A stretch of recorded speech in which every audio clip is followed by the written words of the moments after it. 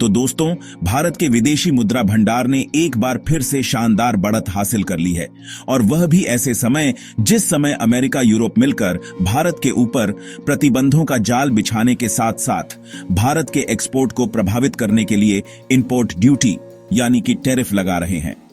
दरअसल हाल ही में भारत का विदेशी मुद्रा भंडार अपने सेकंड हाईएस्ट लेवल पर पहुंच गया था और बढ़कर $702 बिलियन हो गया था। लेकिन उसके बाद अचानक घटना शुरू हुआ तो पिछले कुछ हफ्तों में घटते घटते $695.49 बिलियन के करीब आ गया था। भारत पर अमेरिका की टैरिफ धमकियों का असर कुछ ज्यादा ही पड़ रहा है, इसलिए भारत के एक्सपोर्ट के घटने से हमारा विदेशी मुद्रा भंडार भी घटता जा रहा है। लेकिन दोस्तों, अब हाल ही में आ रही इस खबर ने दुनिया भर में हड़कंप मचा दिया है कि अमेरिकी ट्रंप ने जब पूरी तरीके से भारत पर 25% टैरिफ लगाने का ऐलान कर दिया है, तब भी भारत का विदेशी मुद्रा भंडार बढ़कर $698 बिलियन हो गया है। और यकीन मानिए दोस्तों, ये कितनी बड़ी खुशखबरी है, यह तो आपको आगे की वीडियो में पता चल ही जाएगा। लेकिन आगे बढ़ने से पहले इस वीडियो को लाइक करके चैनल को सब्सक्राइब जरूर कर लीजिए, क्योंकि यह आपके लिए तो एक सेकंड का काम है, लेकिन इससे हमारी काफी बड़ी मदद होती है। असल में देखा जाए तो सबसे बड़ी खबर यह आ रही है कि भारत का जो विदेशी मुद्रा भंडार है वह एक बार फिर से बढ़ चुका है और अब $698 बिलियन को पार कर चुका है, जिसमें पिछले एक हफ्ते में 2.7 अरब की बढ़ोतरी हुई है। और सबसे बड़ी बात क्या है, आप जानते हैं कि पिछले 3 हफ्तों से लगातार भारत का फॉरेक्स रिजर्व घटता जा रहा था और ऐसा 3 हफ्ते बाद हुआ है जब भारत का फॉरेक्स रिजर्व घटने के बाद फिर से ऊपर बढ़ा है। और तो और ऐसे समय भारत का विदेशी मुद्रा भंडार बढ़ा है जिस समय ज्यादातर लोगों ने तो उम्मीद ही तोड़ दी थी कि अमेरिका द्वारा टैरिफ का दांव खेलते समय भला कहां हमारा विदेशी मुद्रा भंडार बढ़ने वाला है। दरअसल यह सिर्फ डॉलर नहीं बल्कि भारत की रिजर्व बैंक ऑफ इंडिया यानी आरबीआई द्वारा भारत की आत्मनिर्भरता का जवाब है। दरअसल दोस्तों, ये जो $698.19 अरब का आंकड़ा है ना, यह कोई आम नंबर नहीं है। ये सीधा सीधा अमेरिका और यूरोप को तमाचा है उन सारे आरोपों पर जो वह भारत के खिलाफ लगाते रहे हैं। अमेरिका सोच रहा था कि टैरिफ बढ़ाकर भारत के एक्सपोर्ट को दबा देगा। यूरोप को लगा कि कार्बन टैक्स और जीएसपी छीनकर भारत को कमजोर बना देगा, लेकिन हुआ उल्टा। जिसे वह गिरावट समझ बैठे थे वह तो बस तूफान से पहले की खामोशी थी, क्योंकि भारत ने खेली है वह चाल जो वॉशिंगटन और ब्रुसेल्स की सारी मीटिंग्स और एजेंडा को बेकार कर चुकी है।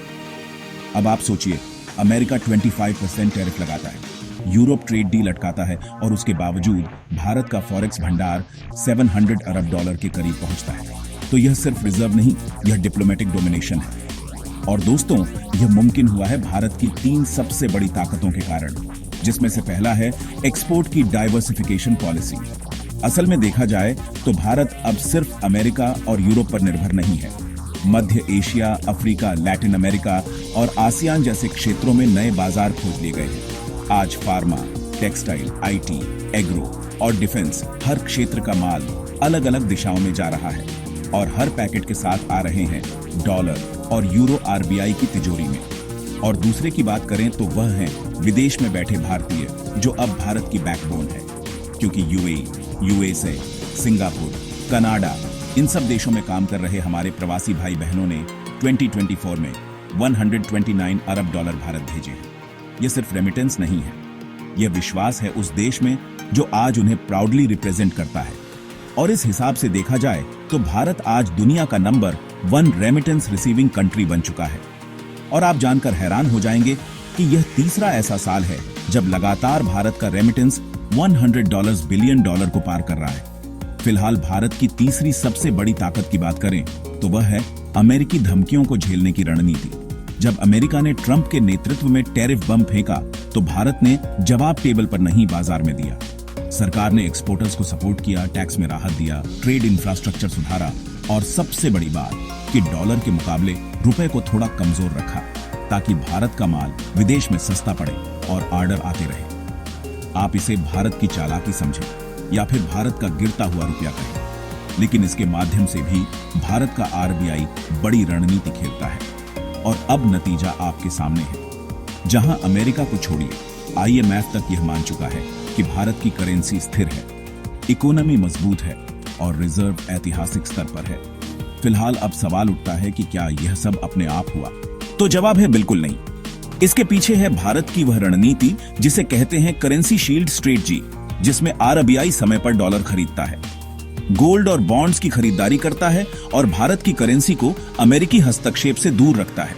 और दोस्तों, यही वजह है कि अमेरिका जितना भी टैक्स बढ़ा ले, भारत अब उनका मोहताज नहीं है, बल्कि अब दुनिया भारत को पूछ रही है कि तुमने यह कर कैसे दिखाया। अब दोस्तों, बात सिर्फ विदेशी मुद्रा भंडार बढ़ने की नहीं है। अब बात इस बात की है कि भारत उस फेज में पहुंच गया है जहां हम डॉलर पर निर्भर नहीं, बल्कि डॉलर पर कंट्रोल करना शुरू कर चुके हैं। अब आप सोचिए, जिस देश ने एक वक्त पर 90 के दशक में आईएमएफ से उधारी ली थी, आज वही देश दुनिया की बड़ी बड़ी इकोनॉमियों को एक्सपोर्ट कर रहा है और खुद के रुपए में व्यापार करने के लिए दूसरे देशों से समझौते कर रहा है, जिसमें भारत और यूएई का लोकल करेंसी एग्रीमेंट, भारत और रूस का रुपए, रूबल ट्रेड, साथ ही भारत और बांग्लादेश का रुपए में बिल सेटलमेंट मॉडल, और अब तो भारत और मलेशिया, श्रीलंका, अफ्रीकी देशों से भी लोकल करेंसी ट्रेड की बातचीत आगे बढ़ चुकी है। यानी खेल अब बदल चुका है। और अमेरिका के लिए सबसे बड़ी चिंता यही है कि अगर दुनिया भारत के साथ डॉलर छोड़कर लोकल करेंसी में व्यापार करने लगी तो अमेरिका की ग्लोबल फाइनेंशियल मोनोपोली ही खतरे में पड़ जाएगी। अब दोस्तों, सवाल आता है कि भारत को इससे फायदा क्या? तो देखिए, पहला फायदा यह कि डॉलर की जरूरत घटेगी तो विदेशी झटकों से सुरक्षा बढ़ेगी। अगर कल को अमेरिका फिर से किसी देश पर प्रतिबंध लगा दे या डॉलर की सप्लाई घटा दे तो भारत पर कोई असर नहीं होगा, क्योंकि हम अपनी करेंसी में कारोबार कर रहे होंगे। और दूसरा यह कि इंपोर्ट बिल सस्ता होगा। जब भारत किसी से रुपए में कोई चीज खरीदेगा या अफ्रीका से फूड प्रोडक्ट तो बिना डॉलर के मिलेगा, तो भारत का खर्चा घटेगा और बचत बढ़ेगी। और तीसरा यह कि रुपया को ग्लोबल आइडेंटिटी मिलेगी। आज जितना ज्यादा व्यापार भारत अपनी करेंसी में करेगा, उतनी ही तेजी से रुपया डॉलर, यूरो और युवान के सामने अपनी जगह बनाएगा। मतलब अब जो डॉलर भारत में आ रहा है वो सिर्फ विदेशी भंडार नहीं बना रहा, बल्कि भारत की मुद्रा को अंतर्राष्ट्रीय मंच पर एक चेहरा दे रहा है। अब बात करें इन बढ़ते भंडार का अगला कदम क्या है, तो दोस्तों, भारत अब इस डॉलर के पहाड़ को सिर्फ गिन नहीं रहा, बल्कि इस्तेमाल भी कर रहा है, और वह भी रणनीति से, जहां भारत की सरकार ने 2025 के बजट में रक्षा क्षेत्र के लिए अब तक का सबसे बड़ा फंड एलोकेट किया है। विदेशों से एडवांस टेक्नोलॉजी खरीदने के लिए भी फॉरेक्स रिजर्व का इस्तेमाल हो रहा है। और सबसे बड़ी बात कि भारत अब रणनीतिक रूप से अपने स्ट्रेटेजिक ऑयल रिजर्व्स भी बढ़ा रहा है, ताकि तेल की कीमतें उछले तो देश परेशान ना हो। बाकी भारत का फॉरेक्स रिजर्व एक बार फिर से बढ़ चुका है। उसके लिए आरबीआई को कमेंट बॉक्स में बधाई जरूर दें और इस वीडियो को लाइक करके अपने मित्रों तक शेयर जरूर करें, ताकि उन्हें भी जानकारी मिल सके। इसी तरह और भी नॉलेजेबल वीडियो देखने के लिए चैनल को सब्सक्राइब करके बेल आइकन को ओनल पर जरूर सेलेक्ट करें। जय श्री राम।